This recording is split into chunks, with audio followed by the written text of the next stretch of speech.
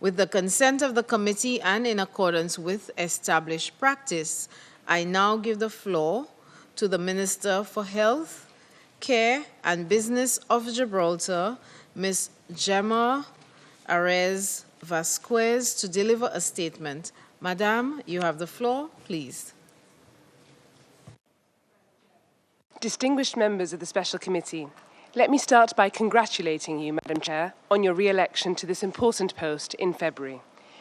I appear on behalf of His Majesty's Government of Gibraltar.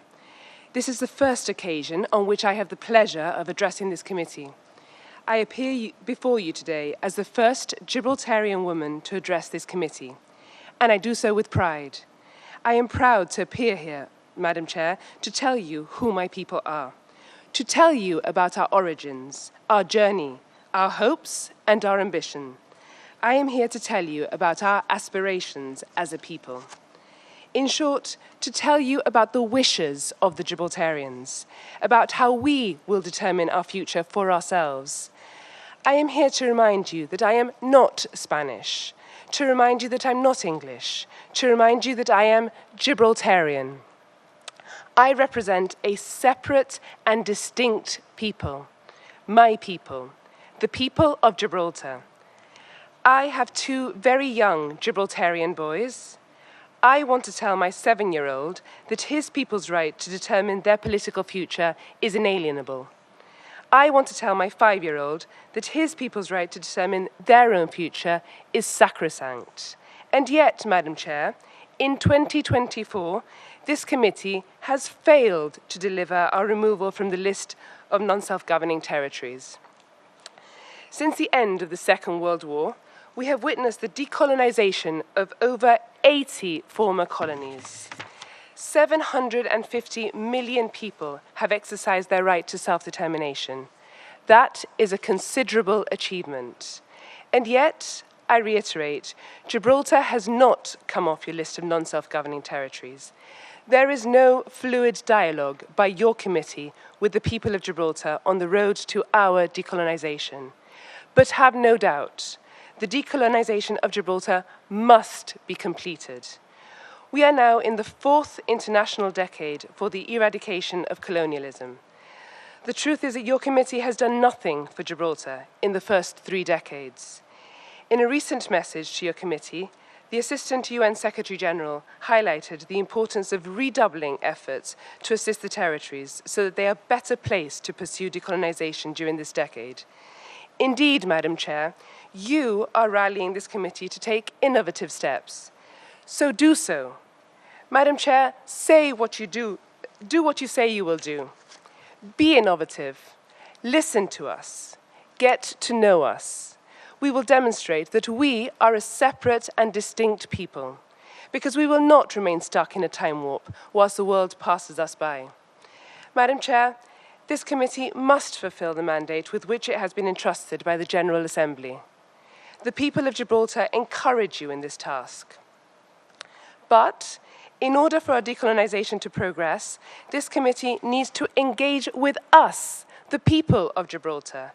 Sadly, no engagement exists. And Madam Chair, let me be clear. Without engagement, there will be no progress. So there is a considerable gap between the values and principles of the United Nations and the lack of action in our case. The elected representatives of the people of Gibraltar first appeared here in 1963. That is over 60 years ago. In all that time, we have staunchly defended our right to self-determination. Our very own Sir Joe Vosano, who has appeared before you countless times and whose 85th birthday it is today, is widely acknowledged within this committee as an expert on the right to self-determination of the people of the non-self-governing territories. And you should accept the wishes of the people of those territories are paramount. So to understand our wishes, there has to be contact, there has to be engagement, and there has to be continued formal interaction between Gibraltar and this committee. Because without such contact, you will fail in your mandate. It is that simple. because for 320 years, the people of Gibraltar have laid roots in their homeland. We are truly a multicultural population, a combination of nationalities, cultures, and religions that make up the people who I proudly represent here before you today. Madam Chair, Gibraltar will never become part of Spain. That would involve the redrawing of the territorial map of Europe. More importantly, it would be contrary to our wishes. It would be a subversion of the principle of self-determination of peoples. It would be a travesty of the decolonisation process. And it would represent the recolonisation of our country by a different colonial power. Madam Chair, we are clear on what self-determination means to us. We are clear that we do not want to be Spanish. We have said so clearly as a people on numerous occasions. But, Madam Chair, the people of Gibraltar nevertheless wish to develop friendly, neighbourly, constructive relations with Spain. We understand the synergies of the two separate and distinct peoples of Gibraltar and the surrounding area. And we want to work with them to ensure the prosperity of the region whilst remaining firmly Gibraltarian. There have been powerful symbols of cooperation in recent times achieved through dialogue. During the COVID pandemic, thousands of Spanish workers were paid their salaries by Gibraltar during the enforced lockdown. They were vaccinated against the disease in Gibraltar under the Gibraltar government's vaccination programme. The vaccines were supplied by the United Kingdom.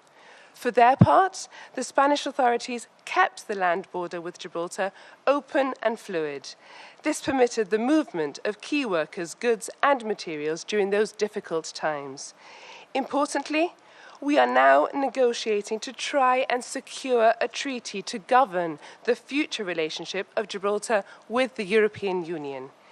This would be in the best interests of citizens and businesses on both sides of the border. There were two recent high-level meetings in Brussels on the 12th of April and the 16th of May. Those meetings included the Vice Presidents of the European Commission, the Foreign Ministers of the United Kingdom and Spain, as well as my colleague, the Chief Minister of Gibraltar. The negotiations are expected to continue at a technical level until after the UK general election of the 4th of July. His Majesty's Government of Gibraltar remains fully committed to continue to work constructively towards an agreement. We also have contingency plans to mitigate, where possible, the effects of a no-treaty outcome. The signatories to any such treaty will be the European Union and the United Kingdom. But needless to say, Gibraltar and Spain have been closely involved too as the parties most directly affected. Indeed, the involvement of the Chief Minister and the Government of Gibraltar throughout has been essential in giving the negotiation legitimacy and the prospect of success. Madam Chair, there is an important lesson for your committee to take from all of this. The decolonisation process that you have been entrusted to manage cannot work without the involvement of the very party which is most directly impacted.